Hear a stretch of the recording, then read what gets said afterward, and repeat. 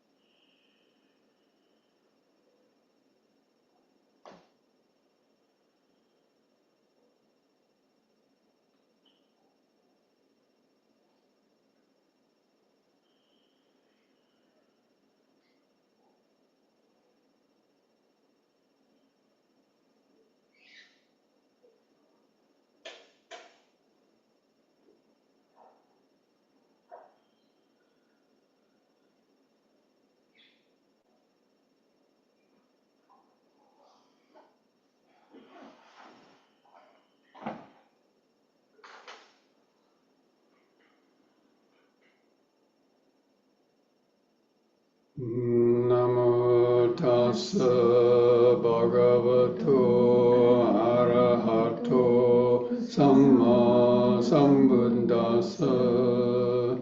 Namo tassa bhagavato arahato samma sambuddhassa. Namo tassa bhagavato arahato samma sambuddhassa.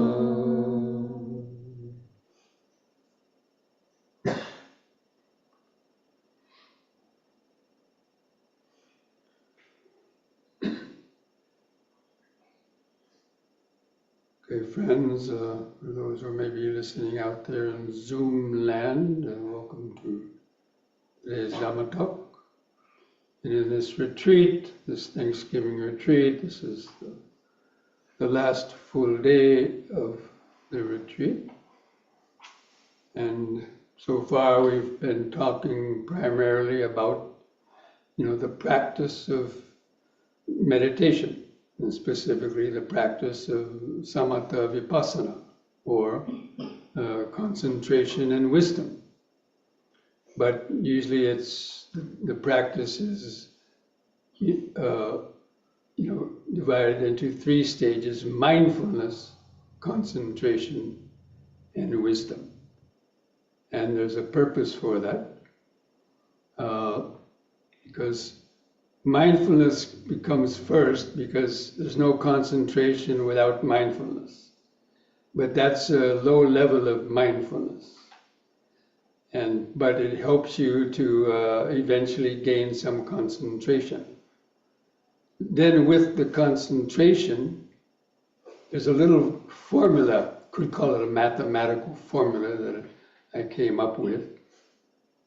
Mindfulness plus concentration equals vipassana, or wisdom.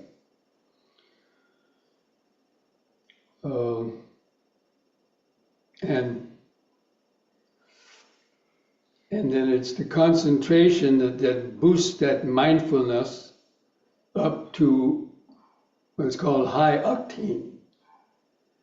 Because the concentration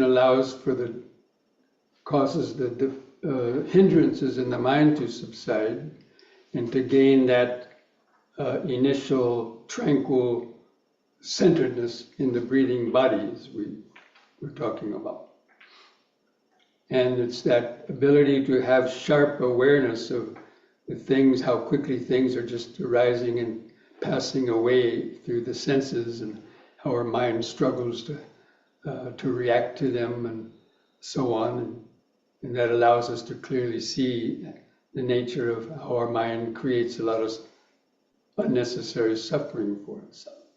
So that's the beginning of wisdom, that direct insight into the nature of suffering, due to having seen impermanence. But anyway, so mindfulness comes twice. There's mindfulness, concentration, and wisdom, or mindfulness, concentration, and then mindfulness gets on a higher level and allows for that wisdom to gradually come up. And wisdom also is different levels.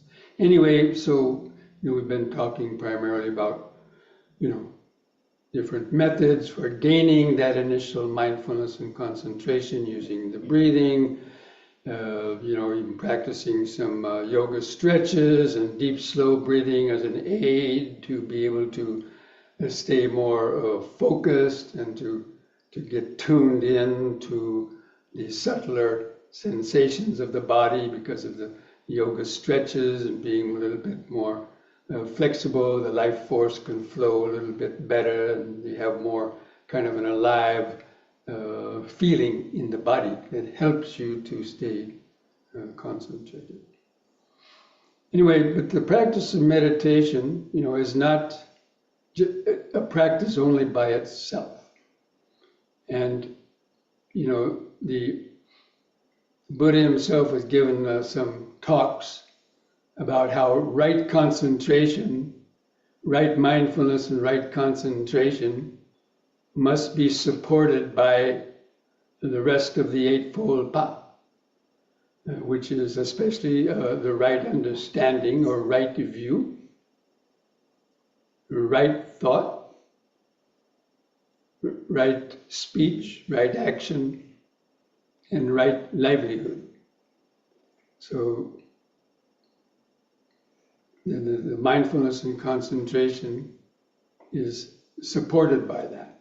If mindfulness and concentration doesn't have right view, right thought, and the rest supporting it, it's not going to be right concentration. It's going to become wrong concentration. Because in order to get the clear view, seeing, the mind needs to be supported by sila, practice of sila, and also of the right understanding. So anyway, today I want to talk about the Eightfold Path. I know I've talked about it quite a lot because that's really the Dhamma. When people say they're practicing the Dhamma, at least from the Buddhist point of view, the Theravada Buddhist point of view, it means the Eightfold Path. There's no other way around it to explain it, because it's very, very clear the way the Buddha had taught it. So the right view comes first. And why does the right view come first? Because if your right understanding is wrong, your thoughts will be wrong. And if your thoughts will be wrong, your speech will be wrong. If your speech is wrong, your actions will be wrong. If your speech and actions are wrong, your livelihood will be wrong. And your efforts will be wrong. and therefore your mindfulness and concentration would also be wrong. Look, a thief has good mindfulness. A thief, if they want to sneak into a house or, rob a bank, they're very mindful, right? They look for alarms and then they disconnect the alarm and they look for a dog, and, they're very careful. So, that's a kind of mindfulness, right? But their intention is to rob or steal or do something else. So that in itself defines it as it's not right mindfulness. And look at Mita. She's out there concentrating on rabbits, concentrating on mice. She's stone still. She's freeze in her tracks. And she's watching the mice and then she pounces on them. So they have very good concentration, but it's wrong concentration. So anyway, so the Buddha makes that very clear, that to have right concentration, right mindfulness, it needs to be supported by the right view. Now the right view basically means, the word is samaditthi in the Pali language, samaditthi. And the word sama means means a balanced and harmonious and balanced state. And the view basically means one's outlook on the world, one's understanding of the nature of, in this case, the nature of suffering. Because in Buddhist teaching, everything is within the outline of the Four Noble Truths. We already talked about that. Suffering, the cause of suffering, the cessation of suffering, and the path leading to the cessation of suffering. Now, some people, I don't care about that. I just want to, get born in heaven. Well, okay, go to somebody else. Or I just want to be born in some, with a certain savior and live happily ever after in heaven. Well, okay, go do that. You don't need to come to me, to the Buddha. So, anyway. So the right view also has 3 levels. The first level is intellectual understanding.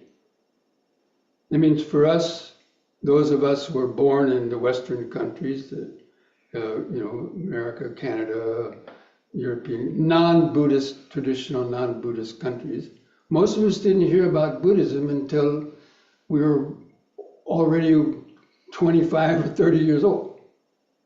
Because back in the 70s or 80s, virtually Buddhism there was hardly any access to the Dhamma. In my own case, I only heard about Buddhism when I was about 22 years old, when I took a course in world religions and read a little bit about it. And I asked my mother about what is this Buddha, and she go read it in an encyclopedia. And that was my main access to Buddhism, was Encyclopedia Britannica. My mother bought a whole set of them, That's about the only way we could learn in those days, because there were hardly any books.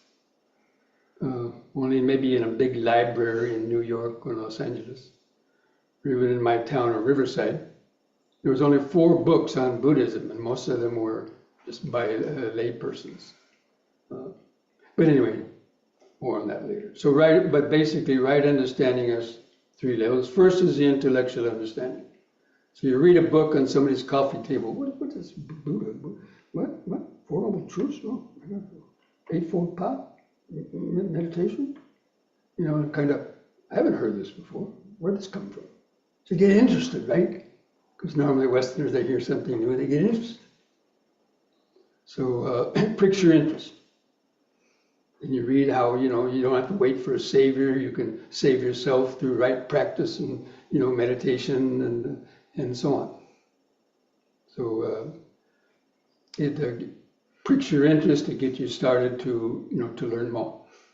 And then maybe even to learn about, you should, the law of karma, killing, stealing, lying, yeah, I do those things. Do I suffer? Yeah, a lot. Mental suffering. So, really? You can change that? A lot of people say you can't change your behavior.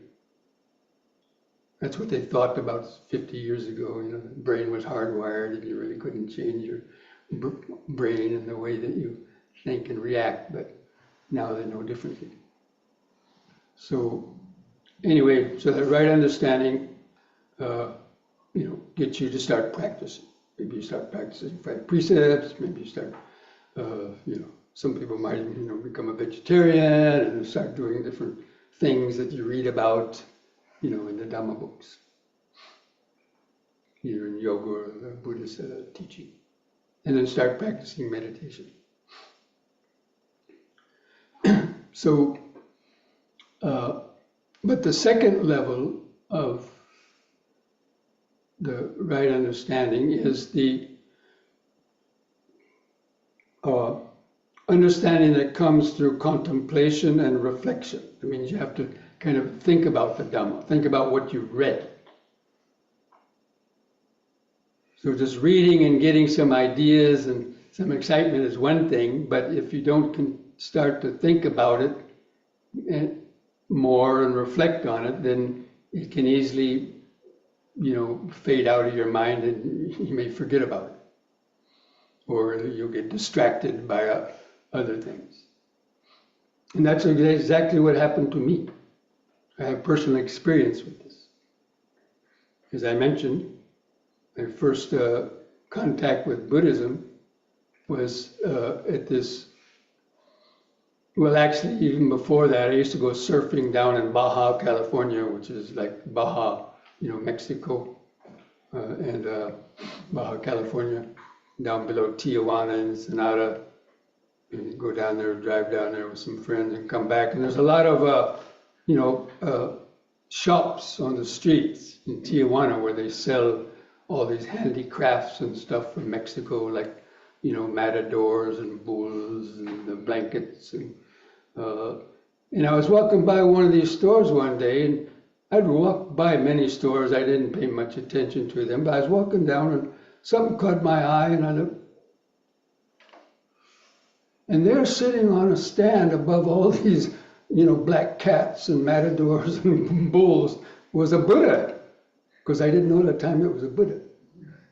There was a statue of the Buddha, and it was like he was looking at me. It was like, come. So, I was probably stoned at the time, so that's what happens to the mind. So, but anyway. It said, come. And so I went over there and I bought it. And I didn't even bother haggling with the person, because normally in Mexico you haggle over prices and try to get the price down. And I didn't even do that, And I bought it and took it home. And that's when I gave it to my mother. My mother said, that's a Buddha statue. Where'd you get that? And I told her in Mexico. I said, who's the Buddha? Just go read the Encyclopedia Britannica. And that's when I went and read the little spiel on the Buddha's life, the attained enlightenment. And this is probably a year before I took that course in the Dhamma. Anyway, I quickly forgot about it because, it was just didn't. But I put that Buddha in my room. And I used to have a television set in my room, a big type of old Sylvania box television. It was broken, actually, it didn't even work. But I set the Buddha on that TV. And I used it for a hat rack, because I used to go surfing and had a straw kind of a hat, I used to hang it on the Buddha's head. See, that's how irreverential I was, irreverent, that I was in ignorance, And I think I even put a decal on its stomach or some kind of STP sticker or something. But every night, for some reason, I'd be, doing something in the room or, getting into bed, and I would look at it, and it was like he was looking at me. Something like that. It was strange. So anyway, then I took that world religions course, because I was planning a big trip to India, going overland from Europe all the way to India in 1972. But in 71, I took this world religions class because I thought I should learn something about the religions of the countries I'd be passing through, like Israel. So I wanted to learn a little about Judaism, and then the Muslim countries, of course, the Middle East, and then getting to India, Hinduism, and Buddhism. So to get some understanding. So I took that course. And we had to write a term paper about the course that interested us the most. And for some reason, I chose Buddhism, because the teacher was explaining it, and we had a book, a textbook that had several pages of each of the religions, and talked briefly about, karma and rebirth, and about practice of meditations. Oh, that's pretty interesting. And so we had to write a term paper that interested us the most, and I chose Buddhism. And I went to the library, and there was only 4 books on Buddhism, but I wrote a term paper. I think you all know what term papers are, right? And I got an A+ on the paper. And the teacher said, "Oh, I'm impressed on your knowledge of Buddhism." And several years later, when I came back from Sri Lanka after becoming a monk, I found that article in a trunk that I had, and I read it. Kid stuff, threw it away. So it must have been very superficial. But anyway, I'm just saying this because, okay, I got jazzed on the Dhamma from that, writing that paper, and went to the library and all that. My mother was scratching her head. What's got into that boy? Going to the library. I never did that before.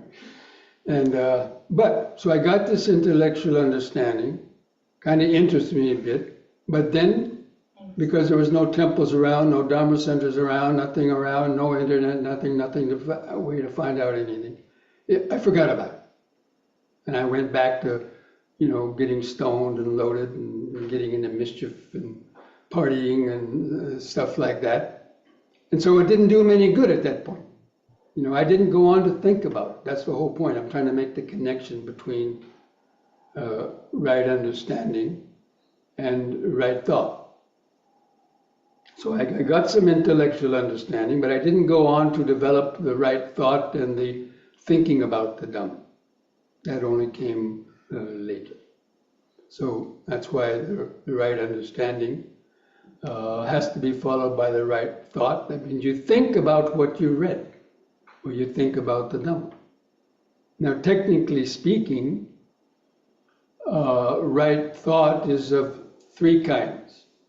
The thought of non-ill will. So the opposite of ill will is, of course, practicing metta, loving kindness. Instead of having aversion and resentment and bad thoughts toward others, you develop these thoughts of friendliness and kindness and best wishes, like that for all beings. So the right thought is like the thought of non-ill will. So it didn't say the thought of metta, he always uses the opposite. So, in the Buddhist teaching, where you see, like, when you read about right speech, it doesn't say, it says abstain from wrong speech.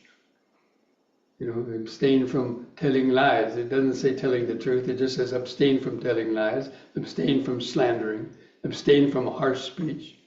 So it's abstaining from the negative things, not necessarily doing the opposites, but that's sort of implied, that in order to abstain from something that's negative, you have to counter it with something that's positive. So you find this kind of talk when you're reading the Dhamma, like everything's preceded by right understanding and right thought. But they actually practice it. It's overcoming wrong views and wrong thoughts and wrong speech and wrong action.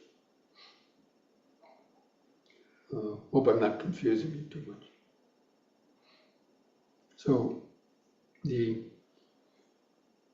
second of the right thoughts is the thought of non-harming.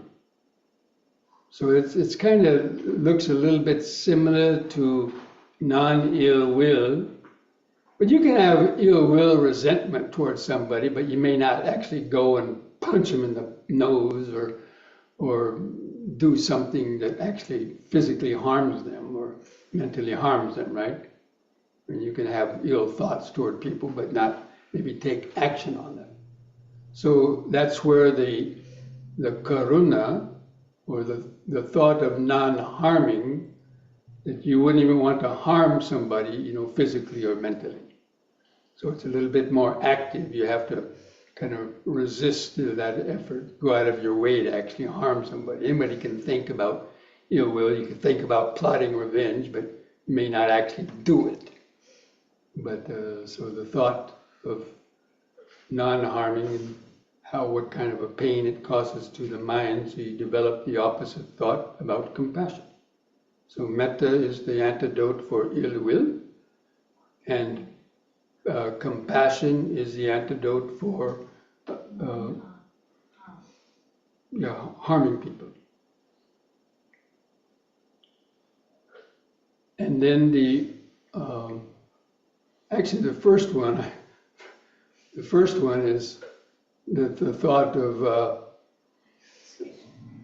letting go, or the thought of non-greed.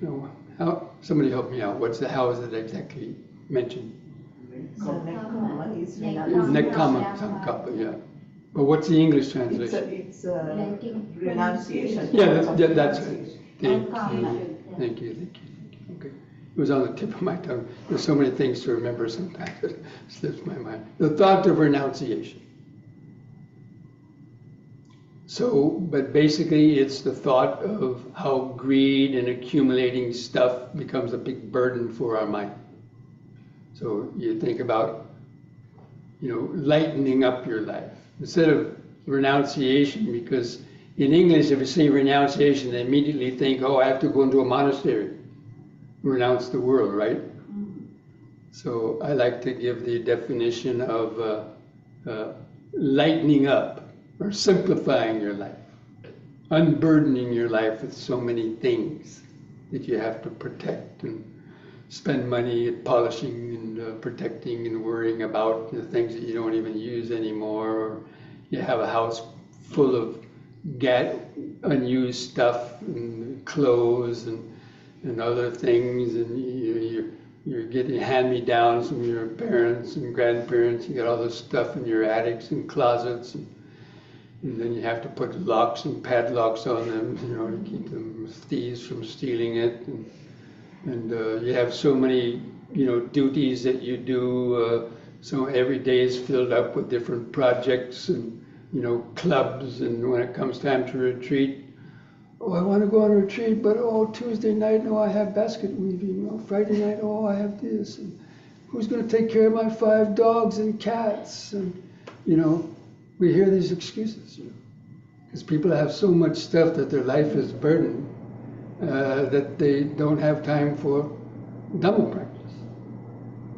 So the thought of renunciation is how you can lighten up your life so it's not so cluttered up with either material possessions that you don't even use, but you have to spend a lot of time and effort worrying about and polishing and stuff.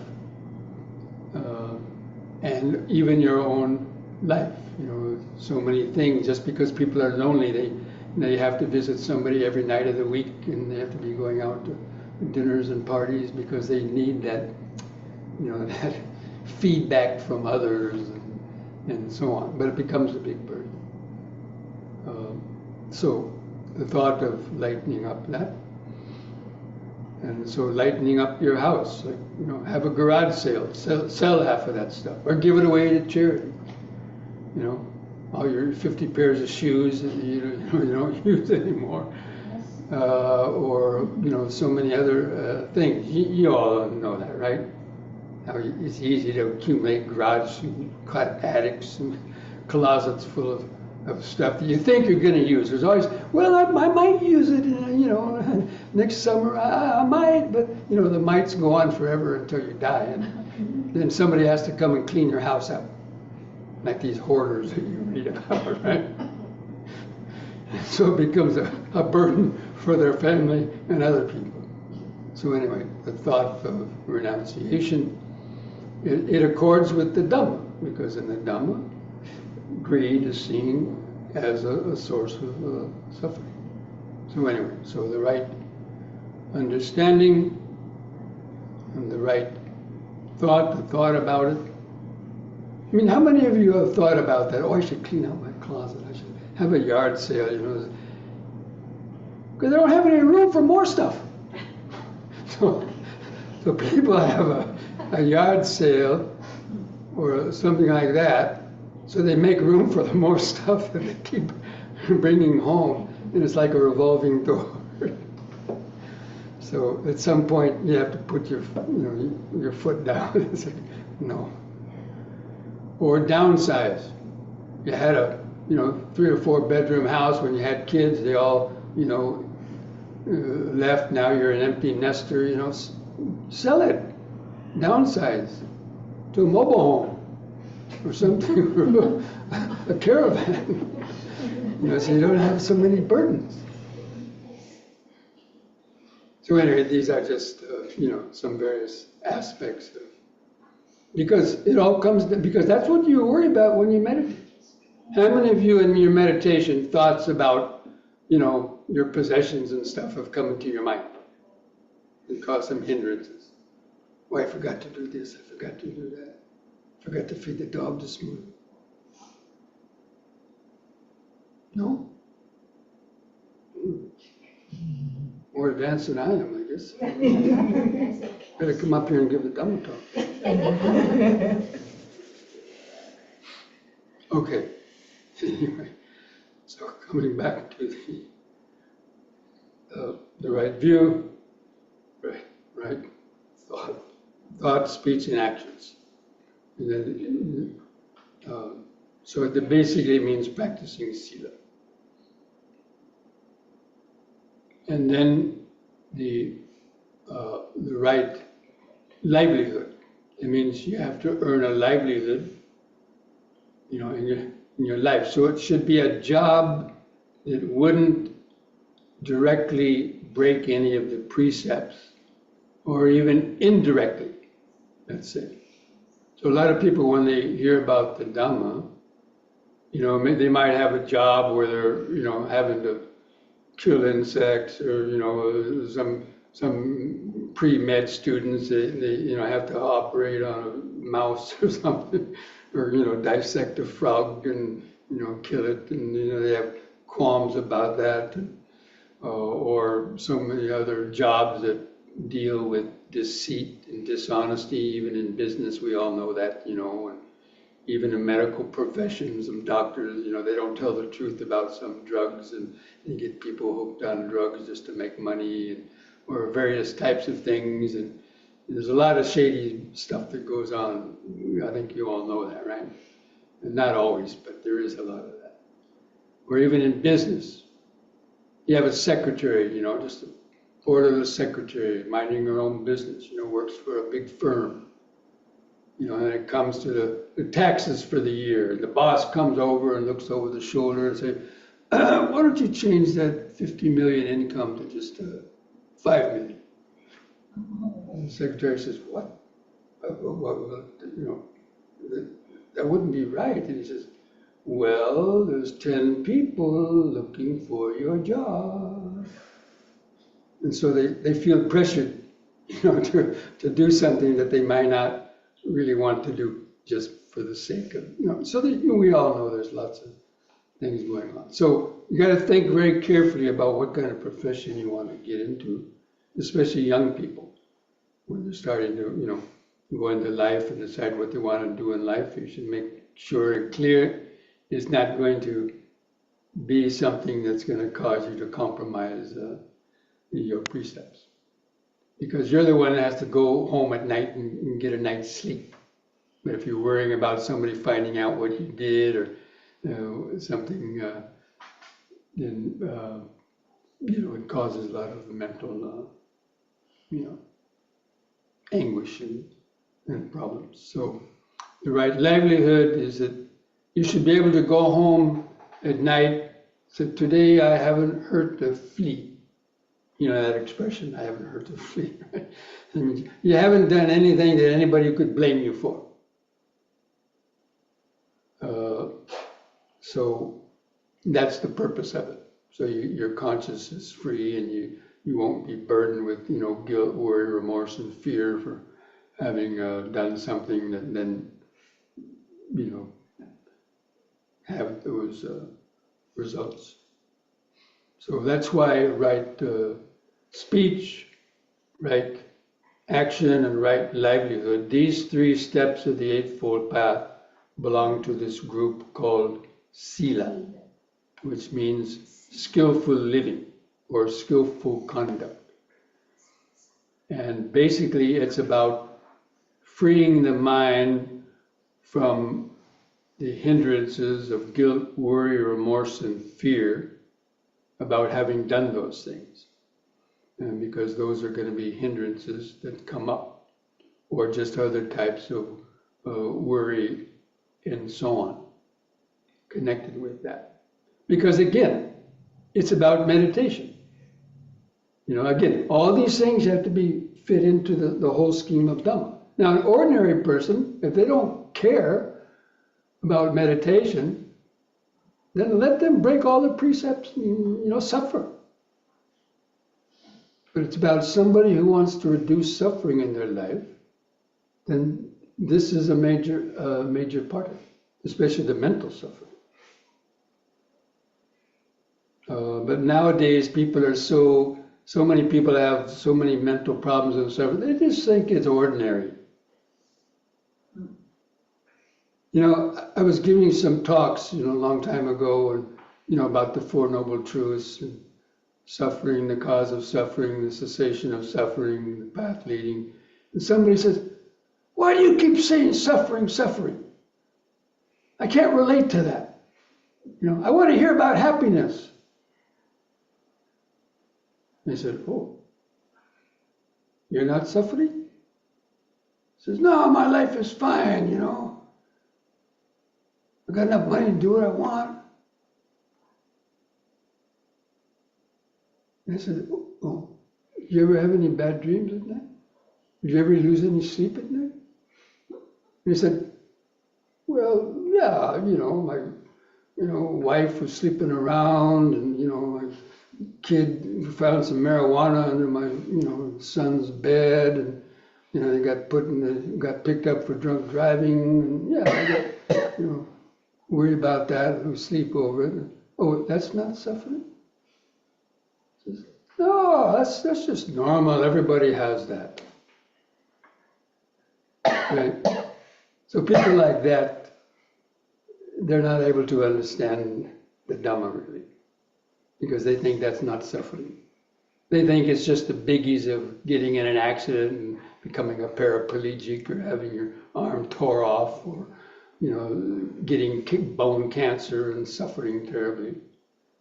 But that's not the major parts of suffering. It's mental suffering that is the deepest part of suffering in the mind that the Buddha talked about, the mental suffering. About not getting what you want, getting what you don't want. So anyway,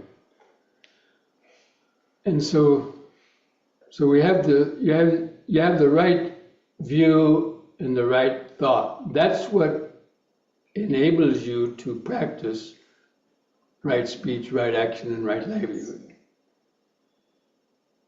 Because you have the understanding of the purpose of why you're practicing these things. Because, it's connected with the law of karma, and that these kind of actions bring painful results.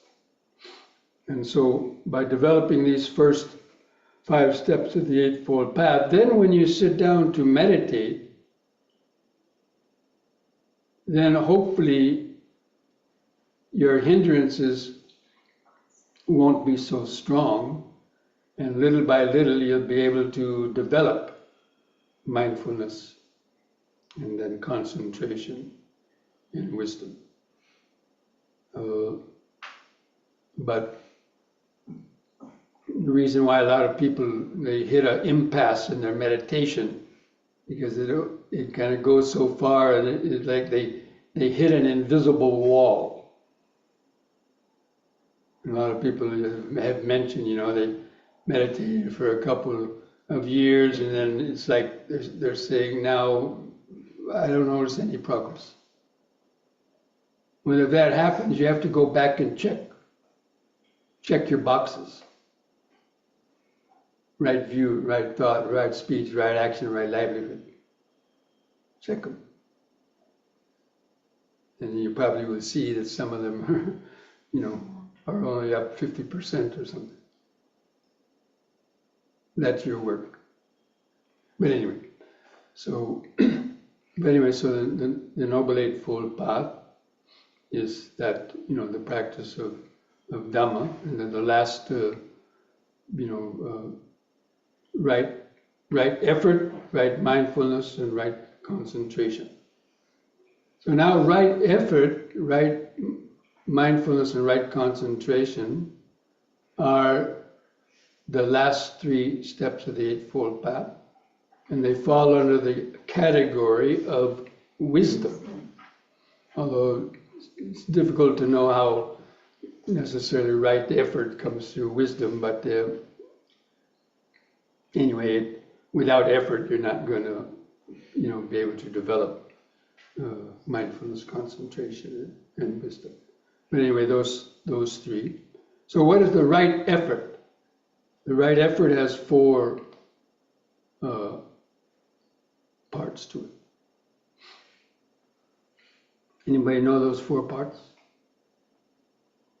So it's the effort to prevent negative states of mind from, overtaking your mind, unwholesome states of mind.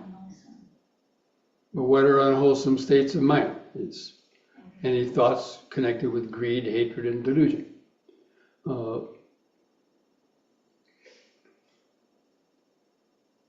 And then the effort but if they sneak in, so we try to prevent them, right? But they come anyway, don't they? And so therefore you have to make the effort to abandon it, not entertain it. Some people like to entertain negative. That's so nice, to plot revenge about somebody that wronged you, or going out and going on a terrible binge, alcoholic binge or something, getting stoned and wasted and acting. Oh yeah, fantasize. I did that. I know that in my young days. So, they get some cheap thrills out of thinking harm. How are you going to harm somebody, or how are you going to go catch a cat and throw it down a fireplace, or this harm. A lot of people have these states of mind. I had them to a certain extent when I was younger, and it caused a lot of suffering. And so to become free from those states, it takes a lot of effort. So the effort to abandon those states when they do come in the mind. And how do you abandon them? By substituting it with the opposite kind of thought. So that's where this dovetails with like the opposite part of telling lies is telling the truth. And the opposite of killing is to protect life, and so on. So to overcome the negative state of mind, you cultivate the opposite thought. Like you practice metta to overcome ill will, you practice karuna, compassion, for overcoming harming, and you practice simplicity, or for overcoming greed and so on, or practice dana, giving and sharing to overcome hoarding. So the effort to cultivate wholesome states that you don't have yet. So it's more than just substituting, but let's say to overcome laziness. The effort to get up an hour earlier to meditate. Or the effort to practice the precepts. The effort to do all of the above, basically. But especially the things that you don't, good habits that you don't have. So that would be pertain to following precepts, practicing meditation and other sort of aspects of the Dhamma. Because our habits of laziness are very strong. So it takes a lot of effort. And then the effort to perfect them. So some people might do it once or twice, but the effort to keep repeating those good deeds and so on until they, become, sort of automatic. So, and that pertains to your daily life as well as in the meditation. So the meditation, that effort is the effort to straighten up. But we like to just, it feels so good, as I mentioned this morning. No, effort to get out of that. Straighten up, do some 3-part breathing, refocus. Don't just sit there and, because you're not going to go anywhere. So that's an example of that. Or the effort to, practice an M&M in every hour. We may talk about that tomorrow. So anyway, so basically that the Noble Eightfold Path is a whole meditation by itself.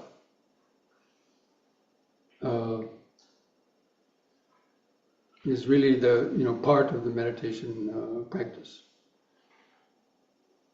But that's how we live the daily life. And we'll talk more about that tomorrow too. So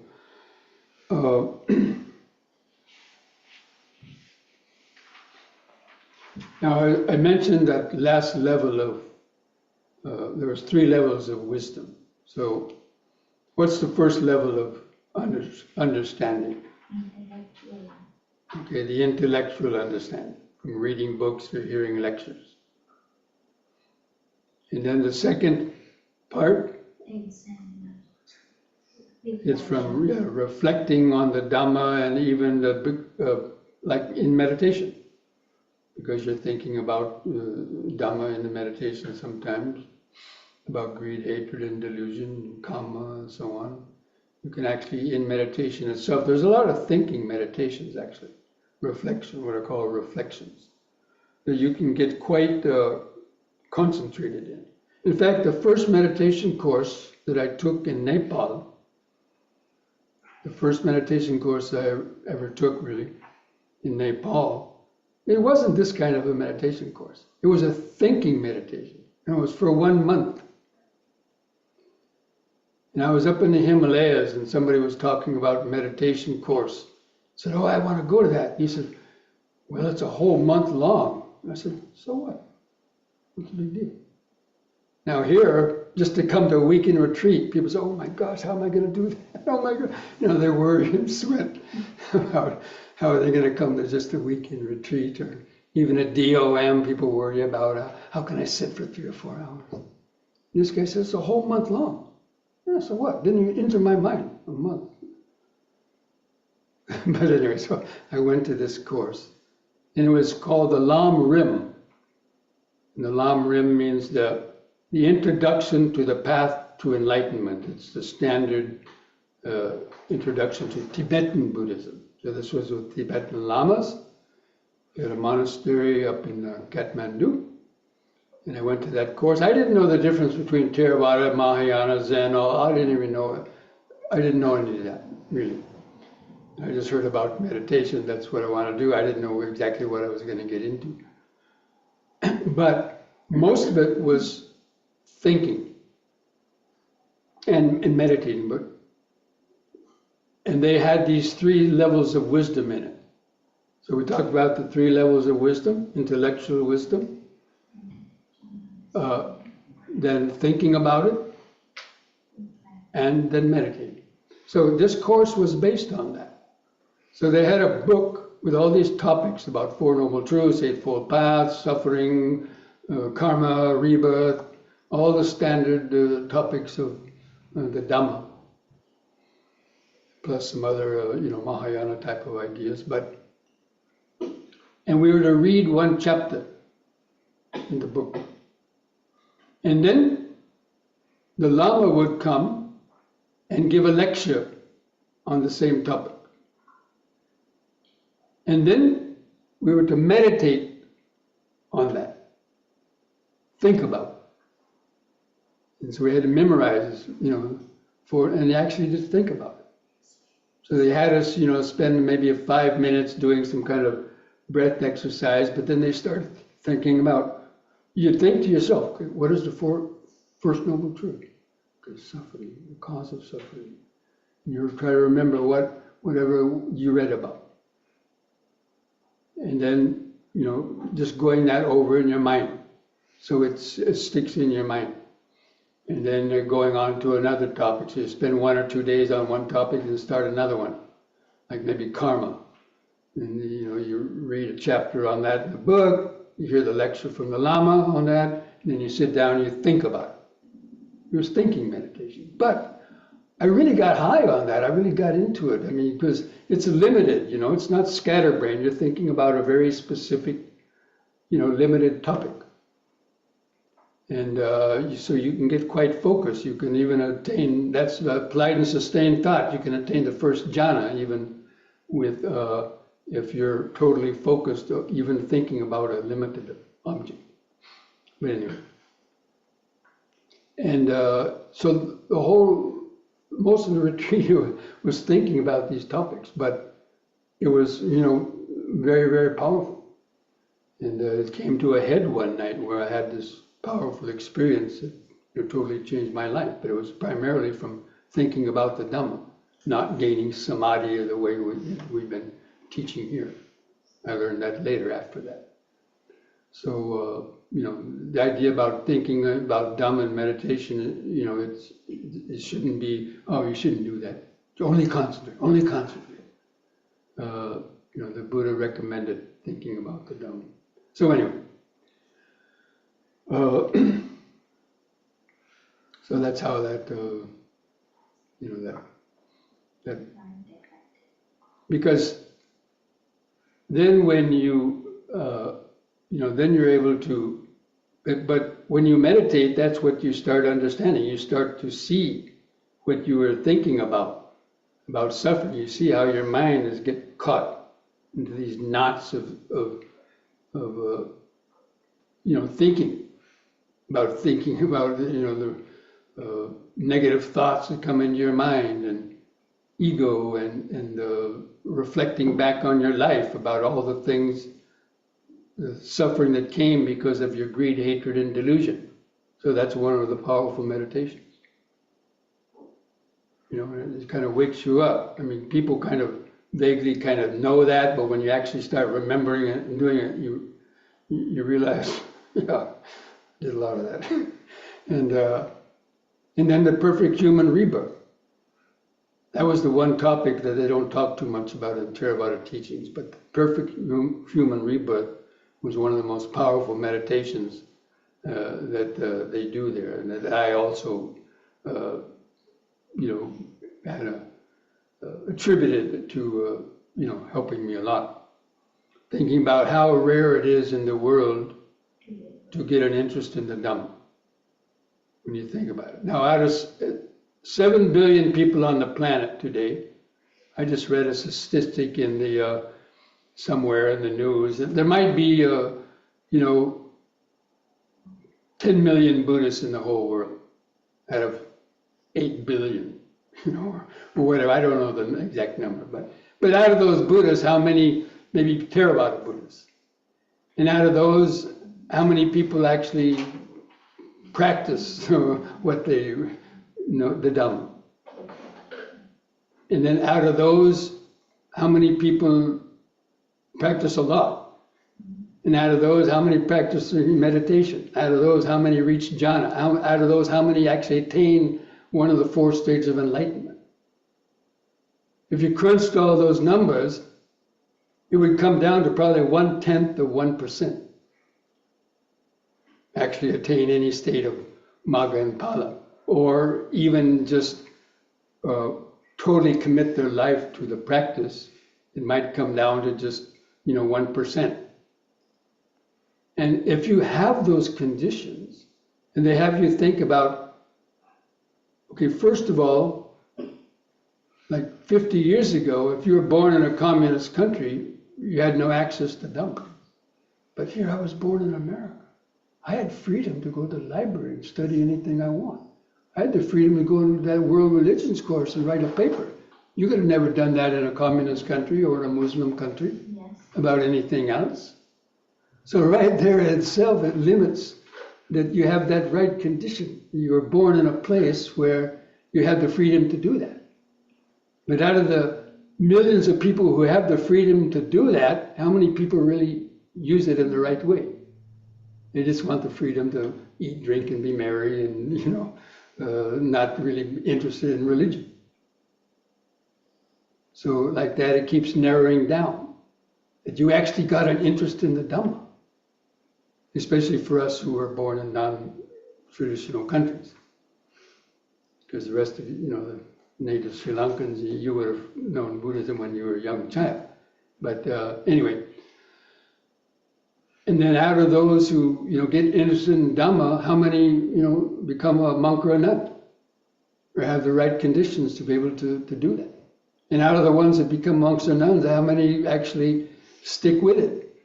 Because there's more than a 50% dropout rate when people become monastics and stick it out their whole life. And so I kept on contemplating. I thought, my God, I have all these right conditions. Like, when I first became a monk.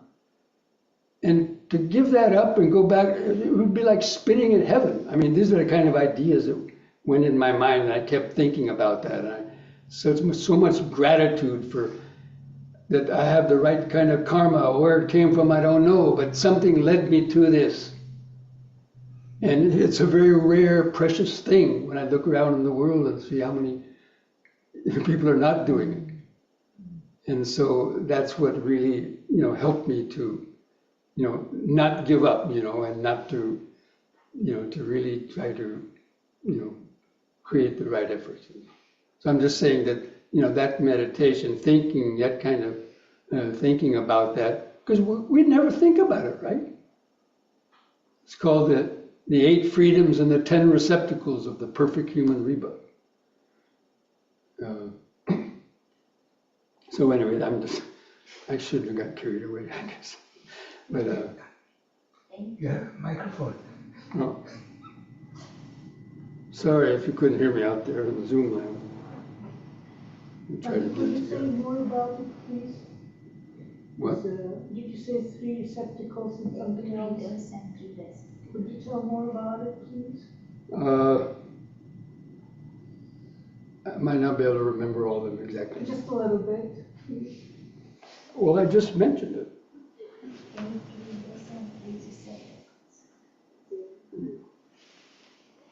Sorry about that. It's rules.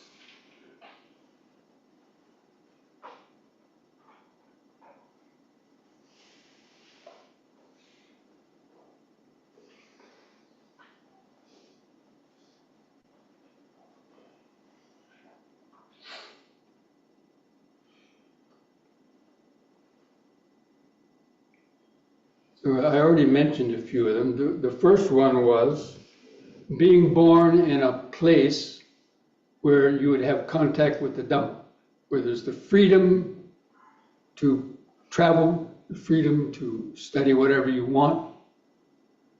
Right there in this world, if you boil it down, here would be, maybe 20% of the whole world population have that freedom. I mean, this was back in the 50s and 60s, and communism when half of the world was communist and they couldn't study religion or anything, didn't have the freedom to travel, and so they wouldn't be able to contact the Dhamma really. And then, as I already mentioned, being born with intelligence and with good health, that's one of them. If you're born, with a lot of challenges, mental challenges and physical challenges, it's more difficult to find and study Dhamma, let alone practice meditation. I mean, some could do it, but it's much more difficult. So that, the freedom of having been born in a family with good health, or genes, having good genes, and then also the ability, not born in poverty where you couldn't do anything, like a middle class life where you're able to have the means to travel and search out things, or even the parents who allowed you to do that. Some parents who, would disown their children if they wanted to change their religion or other things. This was way, back in the 60s and so on. And so like that it goes on. So anyway, so I think there's anybody have any other questions about? That's the Arkana Sutra. Is that the 8 things that you hear Dhamma, you born in? Yeah, it might be. I don't know that specific sutra, I can't recall it perfectly, but yeah, they do mention it in Theravada teaching, but it's not in the Tibetan teachings. It's like in the forefront. They have you think about that from day one, and so that you appreciate what you have.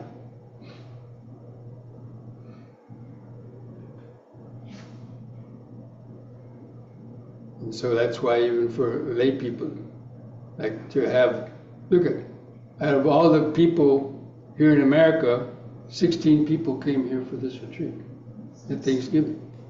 Everybody else wants to go and have parties with their families and do all kinds of other things. So why is that? There must be some reason. That's in you. You had the decision. Nobody forced you to come here, right?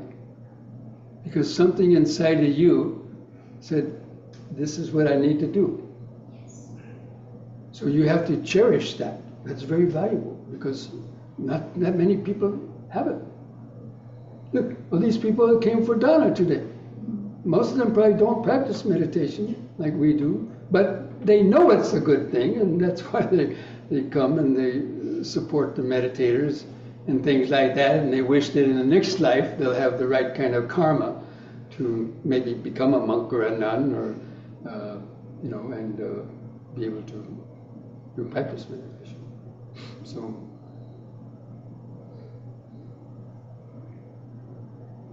So these are all things to think about it over and over and over again, especially when you start having doubts, want to backslide. You say, one thing about giving up the practice or backsliding. He says, no, I've already put this much energy, don't stop now. Keep going. So you keep thinking about these things, and as a goad, as a motivation to keep practicing. Because why? Because we don't know when we'll die. And the moment of death is the most important part of your life. Your birth is not important. That's already a done deal. You're already born. You have no say in it. But death is, that is going to come. And we don't know how long we'll live. Death is the only certain thing in life, because life isn't certain. Babies die in the womb before they come out, don't they? And they come out, they die one day after coming out. And then 2 days after coming out. In every increment up to 102 years, like my mother lived to be 102. The people die at every increment by unknown causes. And the time is, death is certain, but the time of death is not certain. How you'll die is not certain, and where you'll die is not certain. Because how many times does that happen to people? Every day you read about it in newspapers. Somebody just driving back from a basketball game crashed and got killed by a drunk driver. Or somebody dropped dead of a heart attack on a basketball court. Or somebody got attacked and stabbed. Or an earthquake comes and it kills a bunch of people. Or the plane crashes. No one has any idea that those things are going to happen. But yet they do. So the important thing is we want to make enough progress while we're still living to overcome the negative things in our mind and to develop mindfulness, concentration, and wisdom. So when that comes, we'll be ready and we won't have any regrets. And it says, oh, I should have. I should have. So anyway, so these are all things, these are, points to always think. In fact,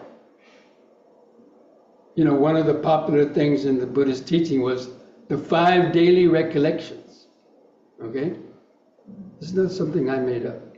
The Buddha has said this in one of the suttas. The 5 daily recollections. He said, these 5 things should be reflected on daily, every day, by monks as well as householders. And what are they? I'm of the nature to get sick. I have not gone beyond sickness. I'm of the nature to get diseased. I have not gone beyond disease. I'm the nature to die. I have not gone beyond death. Everything dear and delightful to me will change and vanish, will be taken away in a blink of an eye. Your health, your loved ones, your possessions. There's so many different things. And the last one is, I'm the owner of my karma, heir of my karma, born from my karma. Everything that I do, good or bad, I'll be the heir of that.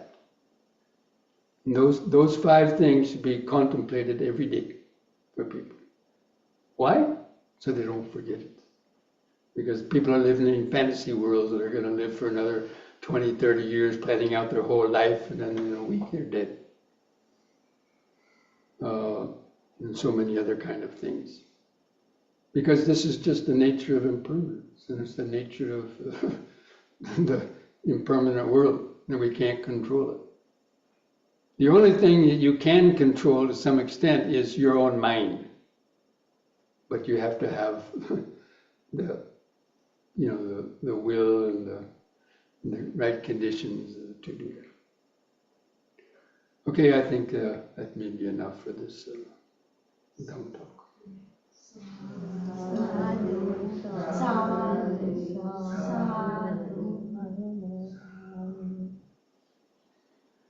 Okay, friends who have been listening out there in Zoom land, we're going to be signing off now, but why this is fresh in your mind, why don't you there at home where you are, practice some meditation while it's fresh in your mind. Think about some of these things if it pertains to you.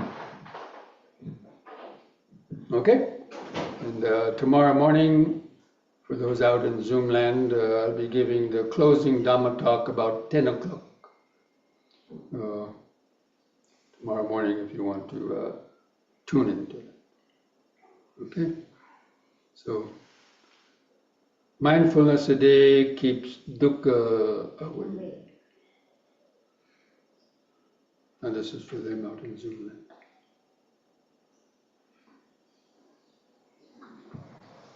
So why don't you go ahead and mindfully stand up to stretch your legs, relieve any discomfort building up.